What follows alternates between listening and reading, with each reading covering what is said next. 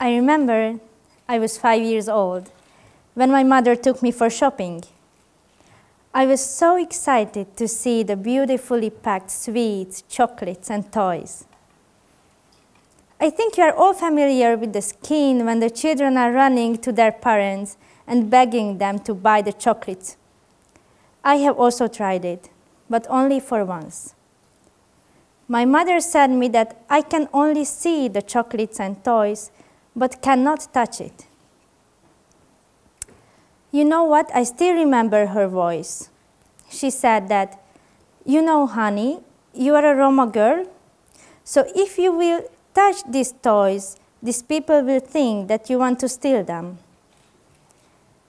So after that, I decided to see the things and not touch them, unlike my non-Roma friends who had the chance to smell and touch the toys, and that's how they could explore them. You might think that I had a sad childhood, but not at all. It was amazing. I was very proud to my mother because as a single mom, she did everything for me to give me the best.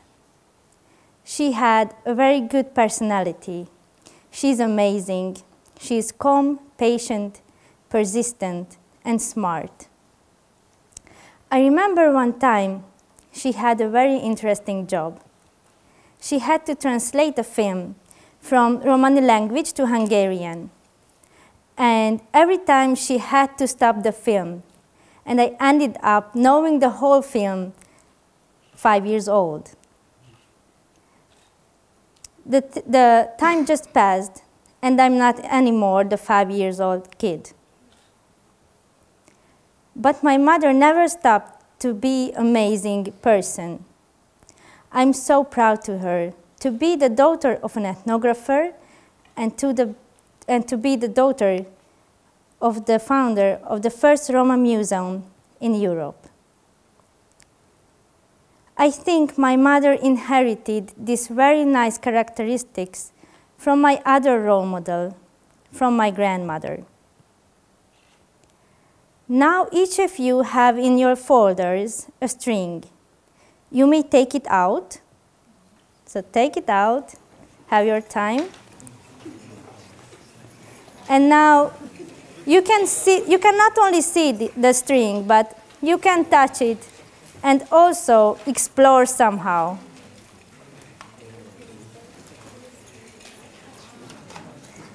So yes, if you found it, guess on what we can use a string for?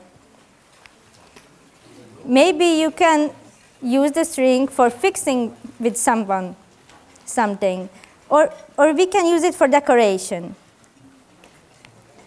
We can use it for baking, or as I have learned, we can use it as economists utilize it. But my grandmother has a very different idea. She was born in 1939 as the smallest child of her family. At the age of 17, she got married to my grandfather, and they had 3 children. Now you can see my grandmother in the front in a white scarf. My grandfather is holding my mother, and in the front there are my 2 uncles. So my grandmother had another idea. She used it to make a kindergarten with it. Actually, at that time, the kindergarten did not accept the Roma children because of their ethnicity. So my grandmother decided to meet with the children each time, 3 or 4 times per week. They were singing and playing all day. But actually, it was a very unpleasant situation to her because each time she had to find a new and safe place to gather the children and teach them. So they meet every day, or almost every day. But one day she decided to do something about the situation. She found a new place in the village which belongs to the municipality, and she took a string. She started to dig down some pickets, and she stretched out the string. and said that this will be the kindergarten for all the children in the village. You know, my grandmother was just one person who had to face so many challenges, so many prejudices, but she was able to overcome because her dream was to be a professional kindergarten teacher. Actually, my grandmother found out a very new method to teach the children. The method name was open kindergarten, which allowed the parents also to accompany the children until they do feel comfortable in the kindergarten. But my grandmother's dream was not fulfilled. She wanted to be a professional kindergarten teacher. But there was one problem. She only finished the elementary school.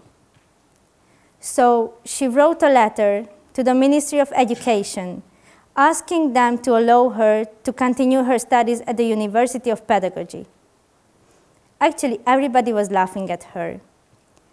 But she was insisting on her dream, because her dream was to give the chance to the children to avoid the special schools.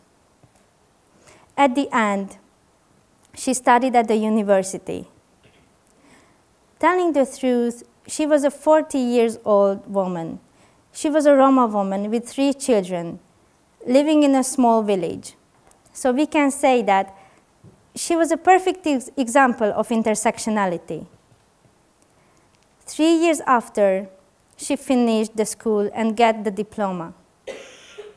But unfortunately, not everybody was happy about the situation.